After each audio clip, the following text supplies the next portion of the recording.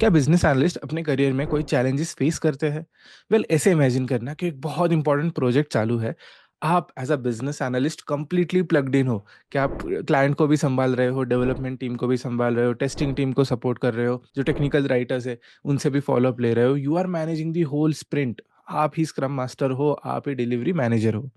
लेकिन यहाँ पर अगर बार-बार क्लाइंट साइड से रिक्वायरमेंट चेंजेस होने लग जाए या फिर डेवलपमेंट साइड से जो भी प्रायोरिटी दी है, वो सही से फॉलो ना हो, बार-बार पाइपलाइन फटने लग जाए। पाइपलाइन मतलब लेट्स से आप एक कोड में कुछ चेंजेस करते हो और उसे डिप्लॉय करने के लिए पाइपलाइन थ्रू सप्लाई करते हो।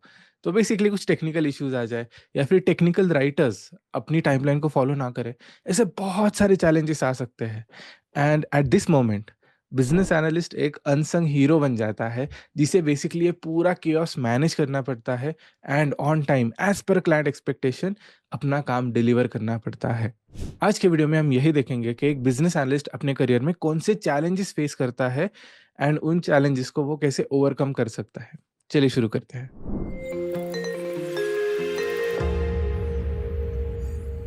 तो आते हैं सबसे पहले चैलेंज पे, जो है अनक्लियर रिक्वायरमेंट्स। सी बिजनेस एनालिस्ट का मेन काम यही होता है कि क्लाइंट से जो भी उनकी रिक्वायरमेंट्स है उन्हें अंडरस्टैंड करके अपने डेवलपर्स से या टेस्टर्स थ्रू वो एग्जीक्यूट करके वापस डिलीवर करना है। लेकिन ये जो अंडरस्टैंडिंग का पार्ट है ना, ये सबसे क्रिटिकल होता है। जो क्लाइंट होता है ना, अगर वो कोई काम डिलीवर कर रहा है और वो क्वांटिफाइड है या वेरी स्पेसिफिक है, तो वो आसानी से कन्वे कर सकता है कि एक बग चाहिए, उसमें कुछ कैलकुलेशन एरर है, उसे फिक्स किया जा सकता है बहुत ईजिली। लेकिन अगर कोई क्लाइंट रिक्वायरमेंट है जिसमें कोई क्रिएटिव साइड है, इसमें बहुत इश्यूज आ सकते हैं, क्योंकि at times client themselves are not sure कि उनको क्या चाहिए। फॉर एग्जांपल, एक डैशबोर्ड बनाना है। अब डैशबोर्ड के डिजाइन कैसे होना चाहिए, कलर कोडिंग कैसे होना चाहिए, क्या टेम्पलेट्स यूज होने चाहिए, या उस टेम्पलेट में किस लेवल का कस्टमाइजेशन चाहिए।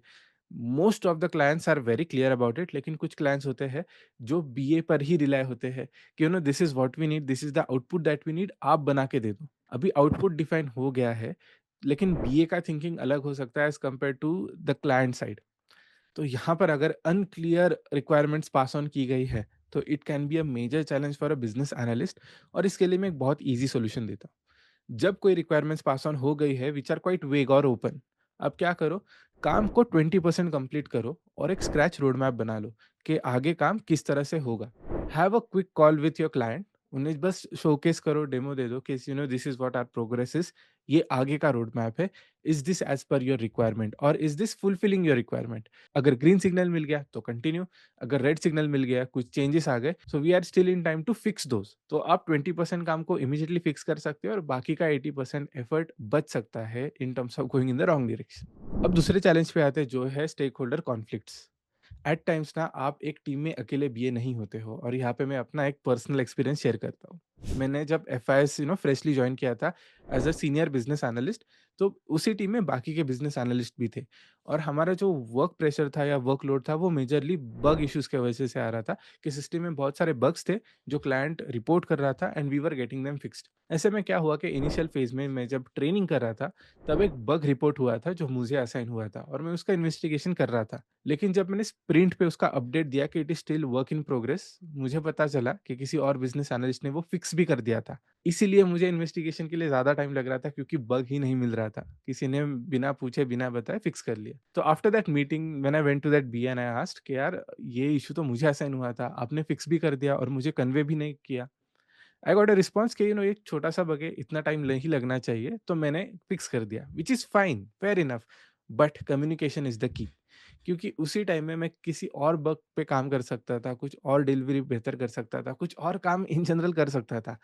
बट यही स्टेक होल्डर कॉन्फ्लिक्ट हर लेवल पे आते हैं। When even you are connecting with your project manager, अभी प्रोजेक्ट मैनेजर्स के पास बहुत बड़ा पूल होता है डेवलपर्स का, लेकिन हमें हमारी प्रायोरिटी हाईलाइट करके वो कैपेसिटी ब्लॉक करना, उन डेवलपर्स से सपोर्ट लेना, along with their own commitments to other projects, other teams, और at times even हमारे कंपनी में हैकाथॉन्स चलती थी, बहुत सारे कॉम्पिटिशन्स चल रहे थे। तो इस सिनेरियो में ना बहुत ट्रिकी हो जाता है to manage everyone's commitment along with conflicts included in it। तो एंड ऑफ द डे यही होता है कि you have to be very strategic in terms of communication, in terms of expectation management and in terms of overall I think dynamics of team. तीसरा challenge होता है deadlines का। अभी deadlines has been a legacy issue in all IT companies, कि जब भी कोई issue आ जाता है, पूरा प्रोजेक्ट ऑफ ट्रैक चला जाता है और जो भी हम कमिटमेंट करते हैं क्लाइंट को, that can be for 3 months, 6 months, 9 months और इवन अ ईयर, वो कभी-कभी डिफिकल्ट हो जाता है टू फुलफिल इन टाइम। और ऐसे नहीं होता है कि it is done purposefully, but at times क्या होता है कि जब हम कोड चेंजेस करते हैं ना, to fix one bug, at times it is threaded to other another code. तो एक सिस्टम पूरी कोहेसिव यूनिट होती है जो अलग-अलग पैरामीटर्स पे कनेक्ट होती है। लेकिन कभी आप एक पार्ट चेंज करने पे कभी दूसरा पार्ट फेल हो जाए, काम करना बंद कर दे या बग बन जाए, you never know. So IT system में ये बहुत कॉमन होता है। हमारी कोशिश यही होती है कि इन टाइम उसे डिलीवर कर पाएँ और इसका एक सिंपल सॉल्यूशन होता है, be as efficient as possible in terms of delivery management. और इसी के लिए जब हम स्क्रम मास्टर रोल की बात करते हैं, प्रोजेक्ट मैनेजर रोल की बात करते हैं, इनका मेजर फोकस प्रोडक्टिविटी और एफिशिएंसी पर ही होता है। इसके लिए सबसे इफेक्टिव टूल मैंने कहा था कि अजाइल मेथोडोलॉजी में बहुत सारे हम अप्रोचेस यूज़ कर सकते हैं। हमारे टीम में जो था वो एक स्प्रिंट मेथोडोलॉजी था कि हम एवरी बाई-वीकली एक कैपेसिटी डिफाइन करते थे, काम डिफाइन करते थे और and of the 15 day period हम एक वेरिएंस एनालिसिस करते थे कि जो काम हमने सेट किया था, डेडलाइन सेट की थी, वो कंप्लीट हुई है या नहीं। That was the overall objective. अगर आपके पास ओपन डेडलाइन है, like there is no parameter to define scope कि कितना टाइम लगेगा एक काम करने के लिए, तो कानबान यूज़ करते थे। कानबान में we used to just set parameters and recurring calls रखते थे कि कितना अपडेट हुआ है, कितना प्रोग्रेस हुआ है, and after every 2 days, 4 days we used to update and close the item. तो ऐसे काम चलता रहता है। Efficiency and productivity has to be your prime focus when it comes to meeting deadlines. Well, challenges की list तो हम continue करेंगे, लेकिन चैलेंजेस के साथ अपॉर्च्युनिटीज भी आती है, and this is your opportunity to become a business analyst. अगर आपको अपना ये dream role business analyst crack करना है, then I have a recommendation for you. हमारी एक टीम एट स्किल आर्बिटर जिन्होंने आपके लिए एक कोर्स डिजाइन किया है जिसका नाम है diploma in financial and data analytics. इस कोर्स में आपको फाइनेंशियल एनालिटिक्स के सारे फंडामेंटल सिखाए जाएंगे, लेकिन उसके साथ बी ए रोल ये क्रैक करने के लिए जो भी टूल स्किल सेट लगेगा वो भी सिखाया जाएगा। It is a 6 month diploma course. इसका मतलब है कि 6 महीने कंप्लीट होने के बाद आपको एक सर्टिफिकेट दिया जाएगा, लेकिन उसी के साथ हमारे जो मेंटर्स हैं, वो आपको गाइड करेंगे in terms of building a solid profile. उसी के साथ हमारी एक प्लेसमेंट असिस्टेंस टीम है, which will make sure that you get to land your dream job. So if you are interested, मैंने इस कोर्स की लिंक डिस्क्रिप्शन में मेंशन कर दी है, do check it out. Next challenge होता है बिजनेस एनालिस्ट के लिए कि in terms of expectations from company for being a cross functional leader. See हमारे ऑर्गेनाइजेशन में कैसे होता था कि एक एसएमई उठाया जाता था, जैसे मैं credit risk subject matter expert था और वहां पे मैंने टेक पार्ट सीख के I crack the business analyst rule. लेकिन आफ्टर सम टाइम कंपनी को क्या लगा कि instead of having different SMEs, सब एसएमईज को इकट्ठा लाके अलग अलग प्रोडक्ट्स पे ट्रेनिंग देते हैं, विच सिंपली मीन्स मैं अगर क्रेडिट रिस्क टीम के साथ काम कर रहा हूँ, इन माई डाउन टाइम मैं और एक प्रोडक्ट जैसे मार्केट रिस्क हो गया, फाइनेंशियल मैनेजमेंट हो गया, एंटरप्राइज रिस्क मैनेजमेंट हो गया, इन टूल्स पर भी ट्रेनिंग लेके जब भी मेरे पास फ्री टाइम हो, मैं उनको भी असिस्ट करूँ। अभी यहाँ पे फंडामेंटल गैप ये था कि I had already spend more than 2 years और 3 इयर्स इन क्रेडिट रिस्क, तो मेरा वो एक kind of settle comfort zone बन गया था। प्लस मेरे जो भी क्वालिफिकेशंस थे, सर्टिफिकेशंस थे, वो सब फाइनेंस में थे, so that complemented my skill set over there. लेकिन जैसे ही मैं इस टीम से स्टेप आउट करता हूँ to learn something new, of course I am learning something new, so it is really good, it increases my value as a professional. लेकिन problem यही था कि बिगिनर से एसएमई ये जो जर्नी होती है, ये टाइम लेती है, it needs lot of patience, जो कि एक कॉर्पोरेट सेटअप में नहीं होता। There are strict deadlines, there are high expectations, and immediately jump करके कुछ ग्रास्प करके डिलीवर कर पाना, that is a very tough task to pull off. तो अगर आपको लग रहा है कि यार as a business analyst everything is green on this side, ऐसे नहीं है। जिस सब्जेक्ट के आप एसएमई हो, of course you will perform really well over there. लेकिन अगर आपको नए सब्जेक्ट में एसएमई बनना है, तो वहाँ पे you have to put in additional effort. तो वहाँ पे जब भी मैं नए टीम के साथ काम कर रहा था, I remember staying back long hours in office, कि यार हमारा शिफ्ट यूजुअली 10 से 6-7 तक होता था, but I used to stay back in office till 9-10। Training के ऊपर ट्रेनिंग सेशंस चलते थे, and I used to do a lot of shadowing. Shadowing मतलब उस टीम के बिजनेस एनालिस्ट के साथ बैठ के उनका काम रेप्लिकेट करना। So this is called shadowing. तो बहुत सारा शैडोइंग करता था just to make sure that I get grasp of this new technology. जो भी नई चीजें हैं मैं जल्द से जल्द सीख लूँ और कुछ डिलीवर कर पाऊँ। इसका आगे इम्पैक्ट ये हुआ कि मेरा जो वैल्यू था उस टीम में, उस ऑर्गेनाइजेशन में, वो 2x हो गया, जैसे मुझे 2 प्रोडक्ट्स का नॉलेज आ गया, और वो 3x 4x हो गया जैसे मैं और प्रोडक्ट्स ऐड करते गया।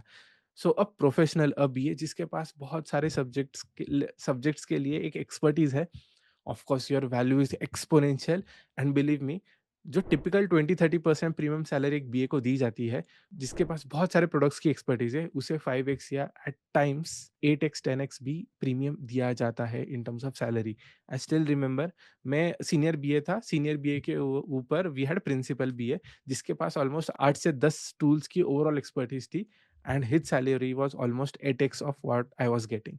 तो वो बेंचमार्क था मेरे लिए कि यार इन इन फ्यूचर मैं ये पोजीशन टारगेट करूँगा, but that's the bottom line for you. अब आते हैं नेक्स्ट चैलेंज पे जो काफ़ी इंटरेस्टिंग है। सी एज़ अ बिज़नेस एनालिस्ट जब आप अलग-अलग टूल्स पे एक्सपोज़र लेते हो या अलग-अलग कंपनीज़ के साथ काम करते हो, ऑन क्रिएटिव एंड आपके पास बहुत ज़्यादा एक्सपोज़र आ जाता है इन टर्म्स ऑफ अलग-अलग डैशबोर्ड्स कैसे दिख सकते हैं, अलग-अलग चीज़ें कैसे हम शोकेस कर सकते हैं, आउटपुट को एनहांस कैसे कर सकते हैं।